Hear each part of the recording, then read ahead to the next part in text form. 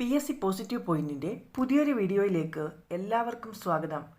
KS card bank assistant khadi board JCI എക്സാമുകൾക്ക് വേണ്ടി സിലബസിൽ cooperative ലോയിൽ നിന്നും 2 മൊഡ്യൂളുകൾ പറയുന്നുണ്ട്. അത് രണ്ടും KCS ആക്ടിൻ്റെ 2 ചാപ്റ്റേഴ്സാണ്. 9ാമത്തെ ചാപ്റ്ററായ സെറ്റിൽമെൻറ്റ് ഓഫ് ഡിസ്പ്യൂട്ടും 6ാമത്തെ ചാപ്റ്ററായ state aid to cooperative societies അല്ലെങ്കിൽ സോഴ്സ് ഓഫ് ഫണ്ട്. ഈ 2 മൊഡ്യൂളുകളിൽ നിന്നുള്ള റിവിഷൻ ക്വസ്റ്റ്യൻസ് ആണ് ഈ വീഡിയോയിൽ ഉൾപ്പെടുത്തിയിരിക്കുന്നത്. വീഡിയോയിലേക്ക് പോകുന്നതിന് മുൻപ് ചാനൽ ആദ്യമായി കാണുന്നവരാണെങ്കിൽ ഒന്ന് സബ്സ്ക്രൈബ് ചെയ്യുക. വീഡിയോയെക്കുറിച്ചുള്ള അഭിപ്രായങ്ങളും നിർദ്ദേശങ്ങളും കമൻറ്റ് ചെയ്യുക. Disputes to be decided by cooperative arbitration court and registrar deals with disputes to be decided by cooperative arbitration court and registrar deals with ഉത്തരം സെക്ഷൻ 69. KCS ആക്ടിൻ്റെ section 69 non monetary issues handle ചെയ്യുന്നത് cooperative arbitration കോർട്ടും monetary dispute file ചെയ്യേണ്ടത് രജിസ്ട്രാറുടെ മുമ്പാകെയുമാണെന്ന് പറയുന്നത്. Section 69 deals with disputes to be decided by cooperative arbitration court and registrar. Which of the following combination of nature of dispute and authority to whom it shall be referred is correct? Which of the following combination of nature of dispute and authority to whom it shall be referred is correct? 1. Non-monetary dispute between society and creditor of society, cooperative arbitration court. Non-monetary dispute between society and creditor of society, registrar. Monetary dispute between society and creditor of society, cooperative arbitration court. Monetary dispute between society and creditor of society, registrar. ഡിസ്പ്യൂട്ടുകളും അത് ആരാണ് കൈകാര്യം ചെയ്യുന്നത് എന്നാണ് തന്നിരിക്കുന്നത്. ഇതിൽ ശരിയായിട്ടുള്ളവ ഏതൊക്കെ എന്നാണ് ചോദ്യം. നോക്കാം. ഒന്നാമത്തേത് non monetary dispute between society and creditor of society, cooperative arbitration court. ശരിയാണ്. നോൺ മോണിറ്ററി ഡിസ്പ്യൂട്ട് സൊസൈറ്റിയും ക്രെഡിറ്ററും തമ്മിലുള്ള നോൺ മോണിറ്ററി ഡിസ്പ്യൂട്ട് ഫയൽ ചെയ്യേണ്ടത് കോപ്പറേറ്റീവ് ആർബിട്രേഷൻ കോർട്ടിൻ്റെ മുമ്പാകെയാണ്. ഒന്നാമത്തേത് ശരിയാണ്. 2. Non monetary dispute between society and creditor of society, registrar. തെറ്റാണ്. മോണിറ്ററി ഡിസ്പ്യൂട്ടാണ് രജിസ്ട്രാറുടെ മുമ്പാകെ ഫയൽ ചെയ്യേണ്ടത്. സൊസൈറ്റിയും ക്രെഡിറ്ററും തമ്മിലുള്ള non monetary dispute cooperative arbitration കോർട്ടിൻ്റെ മുമ്പാകെയാണ് ഫയൽ ചെയ്യേണ്ടത്. അപ്പോൾ രണ്ടാമത്തെ സ്റ്റേറ്റ്മെൻറ്റ് തെറ്റാണ്. മൂന്നാമത്തേത് monetary dispute between society and creditor of society, cooperative arbitration court. അതും തെറ്റാണ്. സൊസൈറ്റിയും ക്രെഡിറ്ററും തമ്മിലുള്ള മോണിറ്ററി ഡിസ്പ്യൂട്ട് ഫയൽ ചെയ്യേണ്ടത് രജിസ്ട്രാറുടെ മുമ്പാകെയാണ്. നാലാമത്തേത് monetary dispute between society and creditor of society, registrar. അത് ശരിയാണ്. സൊസൈറ്റിയും ക്രെഡിറ്ററും തമ്മിലുള്ള മോണിറ്ററി ഡിസ്പ്യൂട്ട് ആണെങ്കിൽ അത് ഫയൽ ചെയ്യേണ്ടത് രജിസ്ട്രാറുടെ മുമ്പാകെയാണ്. അപ്പം ഇതിൽ ശരി ഏതൊക്കെയാണ് എന്നാണ് ചോദ്യം. ഉത്തരം ഓപ്ഷൻ ബി ആണ്, 1 and 4. Cooperative ombudsman is appointed by ഉത്തരം ഗവൺമെൻറ്. കോപ്പറേറ്റീവ് ഓംബുഡ്സ്മാനെ അപ്പോയിൻ്റ് ചെയ്യുന്നത് ഗവൺമെൻറ്റാണ്. കോപ്പറേറ്റീവ് ഓംബുഡ്സ്മാൻ്റെ ക്വാളിഫിക്കേഷൻ എന്ന് പറയുന്നത് 10 years of bar practices and having experience in cooperative banking. Cooperative ബാങ്കിങ്ങിൽ എക്സ്പീരിയൻസ് ഉള്ള 10 വർഷത്തെ ബാർ പ്രാക്ടീസ് ഉള്ള ആളായിരിക്കണം കോപ്പറേറ്റീവ് ഓംബുഡ്സ്മാൻ. കോപ്പറേറ്റീവ് ഓംബുഡ്സ്മാനെ അപ്പോയിൻ്റ് ചെയ്യുന്നത് ഗവൺമെൻറ്റാണ്. കോപ്പറേറ്റീവ് ഓംബുഡ്സ്മാൻ ഗവൺമെൻറ്റിൻ്റെ കൺട്രോളിലാണ് വർക്ക് ചെയ്യുന്നത്. The cooperative arbitration court on receipt of reference of a dispute shall pass an award within. The cooperative arbitration court on receipt of reference of a dispute shall pass an award within ഉത്തരം 1 year. CSEB junior clerk എക്സാമിനൊക്കെ സ്ഥിരമായിട്ട് ചോദിച്ചുകൊണ്ടിരിക്കുന്ന ചോദ്യമാണ്. Cooperative arbitration കോർട്ടിന് മുമ്പാകെ ഒരു ഡിസ്പ്യൂട്ടിൻ്റെ reference കിട്ടിയാൽ അതിൽ മേൽ ഒരു award പാസ്സാക്കേണ്ടത് 1 വർഷത്തിനുള്ളിലാണ്. Cooperative arbitration കോർട്ടിനെ കുറിച്ച് പറയുന്ന സെക്ഷനാണ് section 70A. 2003 cooperative arbitration court നിലവിൽ വന്നത്. Government shall constitute a court has required to deal with the non monetary dispute. Cooperative arbitration court കൈകാര്യം ചെയ്യുന്നത് നോൺ മോണിറ്ററി ഡിസ്പ്യൂട്ടാണ്. Which section deals with cooperative ombudsman? ഉത്തരം 69A. Section 69A cooperative ombudsman section 70A cooperative arbitration court. Section 68A important ആണ്, vigilance ഓഫീസറാണ്. How many cooperative arbitration court are there in Kerala? How many cooperative arbitration courts are there in Kerala? ഉത്തരം 2, Thiruvananthapuram and Kozhikode.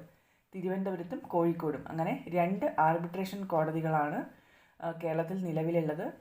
Cooperative arbitration കോർട്ടിൻ്റെ headquarters എവിടെയാണെന്ന് ചോദിച്ചാൽ ഉത്തരം തിരുവനന്തപുരമാണ്. The year in which cooperative ombudsman scheme was established. The year in which cooperative ombudsman scheme was established. ഉത്തരം 2010. 2010 cooperative ombudsman scheme നിലവിൽ വന്നത്. All monetary disputes are to be filed before. All monetary disputes are to be filed before. ഉത്തരം രജിസ്ട്രാർ. Monetary dispute file ചെയ്യേണ്ടത് രജിസ്ട്രാറുടെ മുമ്പാകെയും non monetary dispute ആണെങ്കിൽ അത് ഫയൽ ചെയ്യേണ്ടത് കോപ്പറേറ്റീവ് ആർബിട്രേഷൻ കോർട്ടിന് മുമ്പാകെയുമാണ്. Disputes arise in connection with the election of Board of Management are settled within dash from the date of election.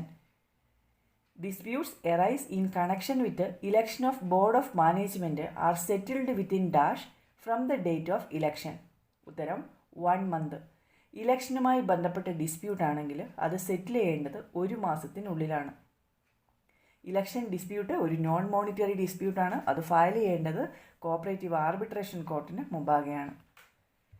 The government may, by notification in the official gazette, frame a scheme to enable the redressal of complaints relating to deficiency in banking is called.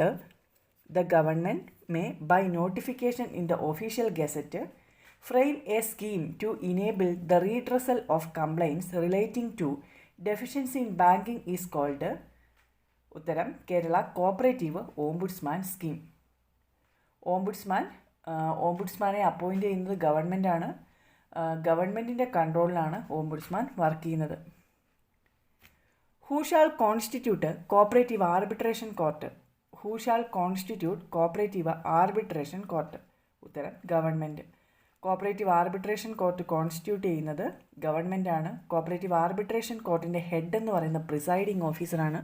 ഈ presiding ഓഫീസറുടെ qualification munsif magistrate of the judicial service എന്നാണ്. What is the maximum fees for filing monetary dispute before the registrar? What is the maximum fees for filing monetary dispute before the registrar? ഉത്തരം 10,000 rupees. Fees പഴയ class കണ്ട് പഠിച്ചവർ ശ്രദ്ധിക്കണം. Amendment പ്രകാരം ഫീസിൽ മാറ്റം വന്നിട്ടുണ്ട്. Monetary dispute രജിസ്ട്രാറുടെ മുമ്പാകെ ഫയൽ ചെയ്യുമ്പോൾ കൊടുക്കേണ്ട മിനിമം ഫീസ് 2 ലക്ഷം രൂപ വരെ 500 മാക്സിമം 5000 രൂപയുമാണ്. ഇനി 10 ലക്ഷം രൂപ വരെയാണ് ഡിസ്പ്യൂട്ട് എമൗണ്ട് എങ്കിൽ 7500 രൂപയാണ് ഫീസ്. 10 ലക്ഷത്തിന് മുകളിലാണ് ഡിസ്പ്യൂട്ട് എമൗണ്ട് എങ്കിൽ ഫീസ് വരുന്നത് 10,000 രൂപയാണ്. അപ്പോൾ മോണിറ്ററി ഡിസ്പ്യൂട്ട് രജിസ്ട്രാറുടെ മുമ്പാകെ ഫയൽ ചെയ്യുമ്പോൾ കൊടുക്കേണ്ട മിനിമം ഫീസ് എന്ന് പറയുന്നത് 500 രൂപയും 2 ലക്ഷം രൂപ വരെ മാക്സിമം 5000ഉം 10 ലക്ഷം രൂപ വരെ 7500ഉം 10 ലക്ഷത്തിന് മുകളിലാണെങ്കിൽ 10,000 രൂപയുമാണ്. അടുത്തത് കോപ്പറേറ്റീവ് ആർബിട്രേഷൻ കോർട്ടിന് മുമ്പാകെ നോൺ മോണിറ്ററി ഡിസ്പ്യൂട്ട് ഫയൽ ചെയ്യുമ്പോൾ പെറ്റീഷൻ ഫയൽ ചെയ്യുന്നത് എംപ്ലോയി ആണെങ്കിൽ ഫീസ് 1500 രൂപ. ഇലക്ഷൻ പെറ്റീഷൻ ആണെങ്കിൽ 7500 ആണ്. മറ്റ് പെറ്റീഷൻ എന്തെങ്കിലാണെങ്കിൽ 3000 രൂപ. ശ്രദ്ധിക്കണം, നോൺ മോണിറ്ററി ഡിസ്പ്യൂട്ട് ഫയൽ ചെയ്യുമ്പോൾ പെറ്റീഷൻ ഫയൽ ചെയ്യുന്നത് എംപ്ലോയി ആണെങ്കിൽ 1500 രൂപയാണ് ഫീസ്.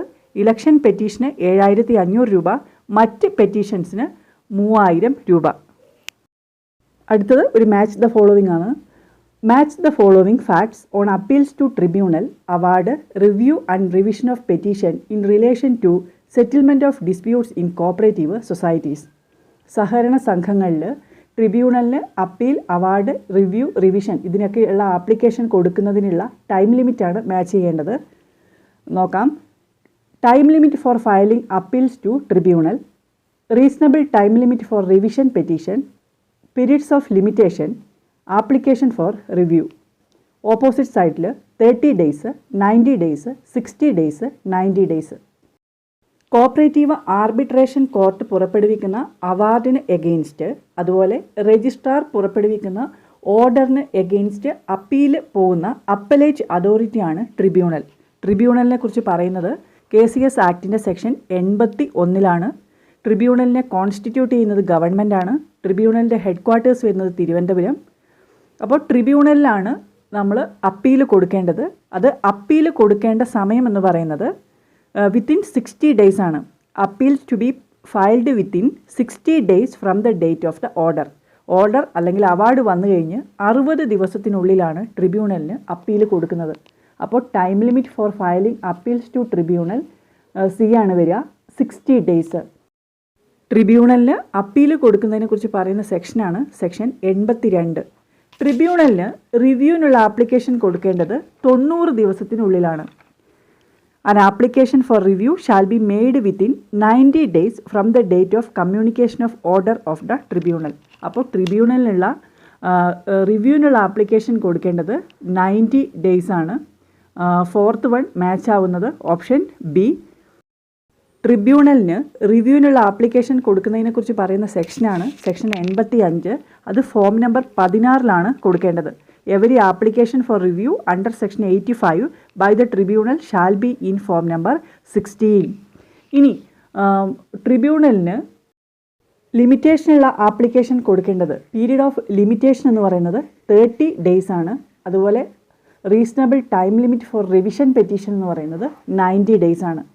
റിവിഷന് പ്രത്യേകിച്ച് ടൈം ലിമിറ്റ് പറയുന്നില്ല, എന്നാലും റീസണബിൾ ടൈം ലിമിറ്റ് ചോദിക്കുകയാണെങ്കിൽ ഉത്തരം 90 ഡേയ്സ് ആണ്. അപ്പോൾ മാച്ച് ആവുന്നത് 1C, 2D, 3A, 4B. ട്രിബ്യൂണലിൻ്റെ മുമ്പാകെ റിവിഷനുള്ള ആപ്ലിക്കേഷൻ കൊടുക്കുന്നതിനെക്കുറിച്ച് പറയുന്നത് section 84 review 85.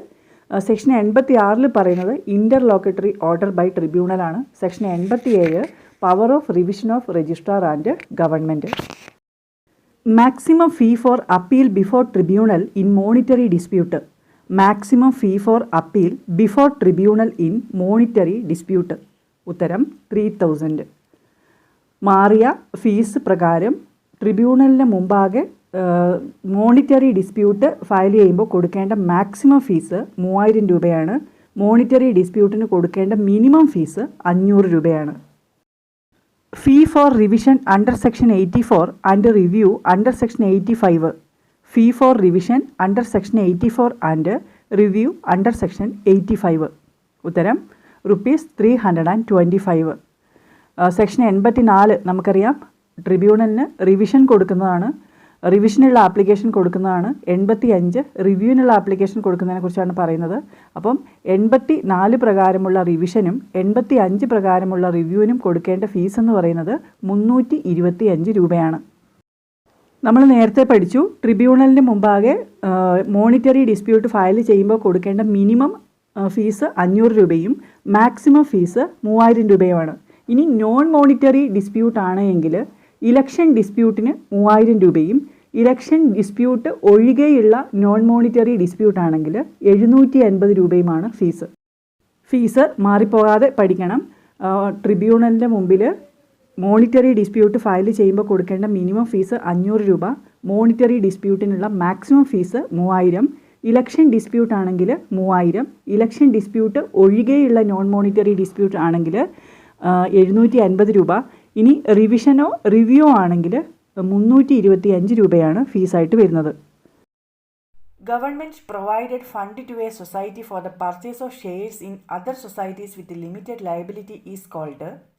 Government provided fund to a society for the purchase of shares in other societies with limited liability is called. ഉത്തരം indirect partnership. Limited liability സൊസൈറ്റികളുടെ share purchase ചെയ്യുന്നതിന് government apex സൊസൈറ്റികൾക്ക് fund കൊടുക്കുന്നു. സൊസൈറ്റികളിലുള്ള ഇങ്ങനെയുള്ള പാർട്ട്ണർഷിപ്പിനെ ഗവൺമെൻറ്റിൻ്റെ ഇത്തരത്തിലുള്ള പാർട്ട്ണർഷിപ്പിനെ ഇൻഡയറക്റ്റ് പാർട്ട്ണർഷിപ്പ് എന്നാണ് പറയുന്നത്. സെക്ഷൻ 43 ഇൻഡയറക്റ്റ് പാർട്ട്ണർഷിപ്പിനെ കുറിച്ച് പറയുന്നത്. 43 ഇൻഡയറക്റ്റ് പാർട്ട്ണർഷിപ്പിനെ കുറിച്ച് പറയുന്നത്. അതുപോലെ സെക്ഷൻ 42 ഗവൺമെൻറ്റിൻ്റെ ഡയറക്റ്റ് പാർട്ട്ണർഷിപ്പിനെ കുറിച്ചാണ് പറയുന്നത്. The government may subscribe directly the share capital of society with limited liability. Principal state partnership fund deals in section principal state partnership fund deals in section ഉത്തരം 44. സെക്ഷൻ 44 പ്രിൻസിപ്പാൽ സ്റ്റേറ്റ് പാർട്ട്ണർഷിപ്പ് ഫണ്ടിനെ കുറിച്ച് പറയുന്നത്. Government മറ്റ് സൊസൈറ്റികളുടെ share purchase ചെയ്യുന്നതിന് വേണ്ടിയിട്ട് apex സൊസൈറ്റികൾക്ക് fund provide ചെയ്യുന്നു. അപ്പെക്സ് സൊസൈറ്റികൾ ഈ ഫണ്ട് മെയിൻറ്റെയിൻ ചെയ്യുന്നത് പ്രിൻസിപ്പാൽ സ്റ്റേറ്റ് പാർട്ട്ണർഷിപ്പ് ഫണ്ട് എന്ന പേരിലാണ്. Principal state partnership fund എന്തിനൊക്കെയാണ് use ചെയ്യുന്നത് ചോദിച്ചാൽ, directly purchasing shares in other societies with limited liability ഉള്ള സൊസൈറ്റികളുടെ ഷെയർ പർച്ചേസ് ചെയ്യുന്നതിന് അപ്പെക്സ് സൊസൈറ്റികളാണ് principal state partnership fund maintain ചെയ്യുന്നത്. അപ്പോൾ അപ്പെക്സ് സൊസൈറ്റികൾ മറ്റ് സൊസൈറ്റികളുടെ ഷെയർ പർച്ചേസ് ചെയ്യുന്നതിന് ഈ ഫണ്ട് ഉപയോഗിക്കുന്നു. Providing money to a central society to enable that society to purchase shares in other societies with limited liability. മറ്റ് സൊസൈറ്റികളുടെ ലിമിറ്റഡ് ലയബിലിറ്റി സൊസൈറ്റികളുടെ ഷെയർ പർച്ചേസ് ചെയ്യുന്നതിന് പ്രിൻസിപ്പാൽ സ്റ്റേറ്റ് പാർട്ട്ണർഷിപ്പ് ഫണ്ടിൻ്റെ ഒരു ഭാഗം സെൻട്രൽ സൊസൈറ്റികൾക്ക് കൊടുക്കുന്നു. അവരത് സബ്സിഡറി സ്റ്റേറ്റ് പാർട്ട്ണർഷിപ്പ് ഫണ്ട് എന്ന പേരിലാണ് മെയിൻറ്റെയിൻ ചെയ്യുന്നത്. മൂന്നാമത്തെ യൂസേജ് എന്ന് പറയുന്നത് making payments to the government in connection with refund of shares. Principal state partnership fund government apex സൊസൈറ്റികൾക്ക് പ്രൊവൈഡ് ചെയ്യുന്നതാണ്. അത് ഗവൺമെൻറ്റിലേക്ക് തിരിച്ചു കൊടുക്കാനും ഈ ഫണ്ട് യൂട്ടിലൈസ് ചെയ്യുന്നു. അപ്പം പ്രിൻസിപ്പൽ സ്റ്റേറ്റ് പാർട്ട്ണർഷിപ്പ് ഫണ്ട് പ്രധാനമായിട്ടും 3 കാര്യങ്ങൾക്കാണ് ഉപയോഗിക്കുന്നത്. ഒന്ന്, directly purchasing shares in other societies with limited liability. 2, providing money to a central society to enable that society to purchase shares in other societies with limited liability. 3, making payments to the government in connection with refund of shares. അപ്പോൾ principal state partnership ഫണ്ടിനെ കുറിച്ച് പറയുന്ന സെക്ഷനാണ് section 44. Principal state partnership fund maintain ചെയ്യുന്നത് ആരാണ് ചോദിക്കാറുണ്ട്. കേരള ബാങ്കാണ് ഉത്തരം. Subsidiary state partnership fund maintain ചെയ്യുന്നത് സെൻട്രൽ സൊസൈറ്റികളാണ്. Subsidiary state partnership fund is kept by ഉത്തരം സെൻട്രൽ സൊസൈറ്റി.